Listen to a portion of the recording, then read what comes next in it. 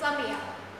Baiklah, pada pertemuan kali ini saya akan menjelaskan praktikum percobaan yang kelima, yaitu persamaan ion. Di mana tujuan dari praktikum persamaan ion ini yang pertama adalah untuk mengamati hantaran listrik senyawa ion dan molekul. Yang kedua, untuk menentukan apakah suatu senyawa itu termasuk ke dalam elektrolit kuat, elektrolit lemah, dan non-elektrolit. Dan yang ketiga, mengikuti reaksi kimia dengan mengamati hantaran listrik. Dan yang keempat yaitu mampu memperlancar penulisan persamaan reaksi ion. Sebelum melakukan percobaan, ada baiknya kita harus mengetahui dulu apa perbedaan ion dan molekul. Ion merupakan atom yang memiliki muatan listrik. Ada yang bermuatan listrik positif dan ada yang bermuatan listrik negatif.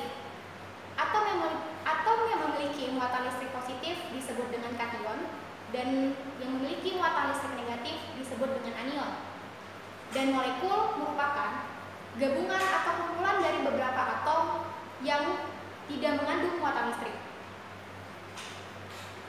Suatu senyawa termasuk ke dalam elektrolit kuat, lemah, dan non-elektrolit yang ditandai dengan ciri-ciri apabila kita memasukkan elektroda ke dalam suatu senyawa elektrolit kuat akan menghasilkan lampu yang menyala terang dan memiliki gelembung yang lebih banyak.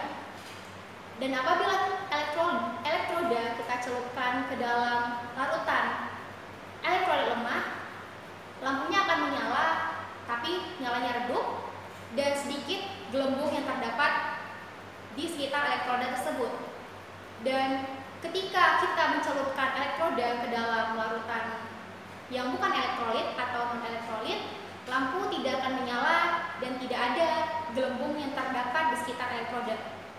Baiklah, langsung saja kita masuk ke percobaannya.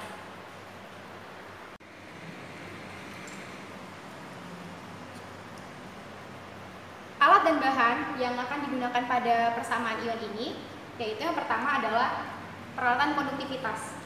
Peralatan konduktivitas ini digunakan untuk menguji apakah suatu larutan itu termasuk ke dalam larutan elektrolit kuat, lemah, dan bukan elektrolit dengan cara memasukkan elektroda atau dengan cara mencelupkan elektrodanya ke dalam tiap-tiap larutan.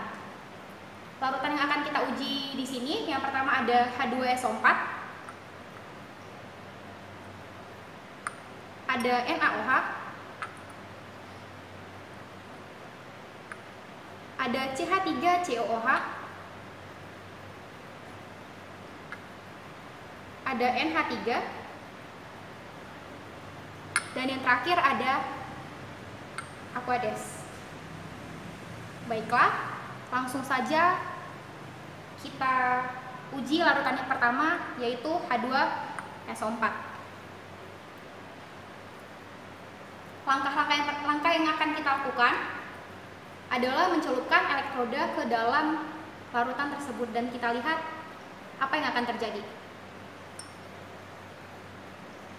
Nah, bisa kita lihat ketika kita mencelupkan elektroda ke dalam larutan H2SO4, yang terjadi adalah lampunya menyala terang dan banyak terdapat gelembung di dalamnya.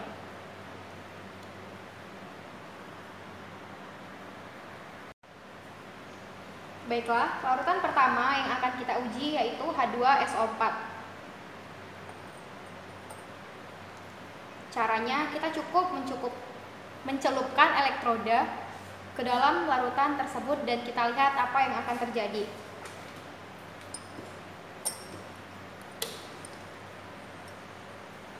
Nah, bisa kita lihat ketika kita mencelupkan elektroda ke dalam H2SO4, lampunya menyala terang dan banyak gelembung yang terbentuk di sekitar elektroda.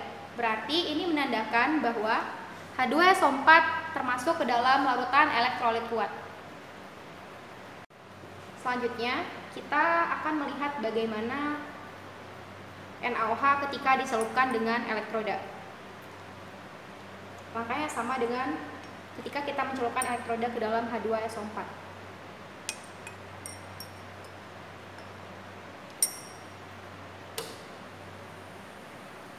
Nah, bisa kita lihat ternyata ketika kita mencelupkan elektroda ke dalam NaOH, yang terjadi adalah lampunya menyala terang dan terdapat banyak gelembung di sekitar elektrodanya. Hal ini membuktikan bahwa NaOH berarti termasuk ke dalam elektrolit kuat.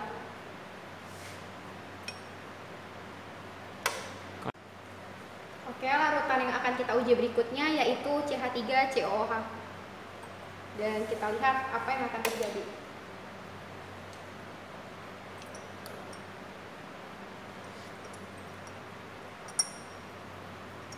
Di sini kita bisa melihat bahwa gelembung terbentuk di sekitar elektroda, namun lampunya tidak menyala. Berarti hal ini menunjukkan bahwa CH3COOH termasuk ke dalam elektrolit lemah. Selanjutnya kita akan mencoba dengan larutan NH3.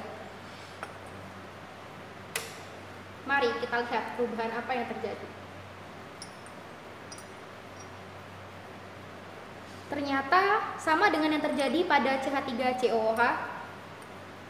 Ada gelembung yang terbentuk di sekitar elektroda, namun lampu tidak menyala. Hal ini juga menunjukkan bahwa NH3 juga termasuk ke dalam elektrolit lemah. Oke, yang terakhir yaitu Aquades. Kita akan coba gimana elektroda ketika dicelupkan ke dalam Aquades. Dan seperti yang terlihat, ternyata ketika elektroda dicelupkan ke dalam Aquades, gelembungnya tidak terbentuk dan lampunya tidak menyala. Hal ini membuktikan bahwa Aquades bukan termasuk ke dalam elektrolit kuat atau lemah, namun bukan elektrolit. Nah, sekarang kita mulai percobaan yang kedua. Tadi kan kita sudah mencoba mencelupkan elektroda ke dalam tiap-tiap larutan. Dan kita tarik kesimpulan bahwa H2SO4 merupakan elektrolit kuat, begitu juga dengan NaOH. Sekarang, bagaimana ketika kedua larutan tersebut kita gabungkan? Apa yang akan terjadi? Kita mencampurkan H2SO4 ke dalam NaOH.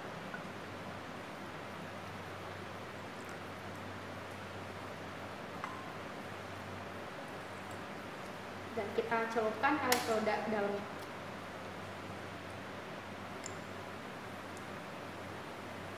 Nah, bisa kita lihat bahwa lampunya menyala terang dan sangat banyak terdapat gelembung di sekitar elektrodanya. Hal ini membuktikan bahwa ketika NaOH kita gabungkan dengan H2SO4 ternyata menghasilkan larutan elektrolit kuat. Dan kita tulis bagaimana persamaan reaksinya ketika H2SO4 kita campurkan dengan NaOH. Baiklah, tugas kita selanjutnya yaitu menulis persamaan reaksi ketika kita mencampurkan H2SO4 dan NaOH tadi. Bagaimana hasil yang terbentuk? Sebelum untuk menulis persamaan reaksi, terlebih dahulu kita harus mengetahui persamaan ion dari tiap-tiap senyawa yang kita coba tadi. Yang pertama dimulai dari H2SO4. H2SO4 ini adalah merupakan persamaan ion. Kita harus mengetahui dulu yang mana yang kation dan yang mana yang anion. H2SO4 ini terdiri dari kation dan anion yang digabungkan. 2H+ ditambah SO4 2-. Ini merupakan persamaan ion dari H2SO4, di mana 2H+ ini merupakan kation dan SO4 2- ini merupakan anion. Begitu juga yang terjadi dengan NaOH. NaOH ini persamaan ionnya merupakan Na+ ditambah OH-, di mana Na+ ini merupakan kation dan OH- merupakan anion. Nah, tugas kita selanjutnya yaitu membentuk persamaan reaksi dari H2SO4 ditambahkan dengan NaOH.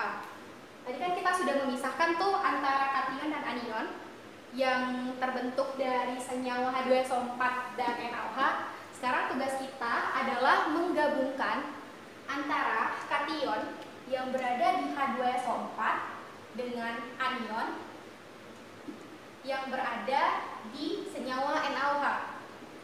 Begitu pula sebaliknya, sehingga yang terbentuk adalah ketika H2SO4 digabungkan dengan NaOH,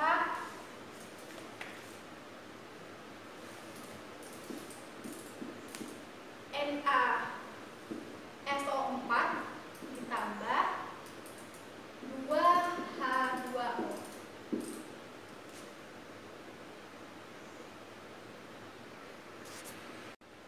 Baiklah, cukup sekian dari percobaan persamaan ion. Saya harap kalian bisa mengerti.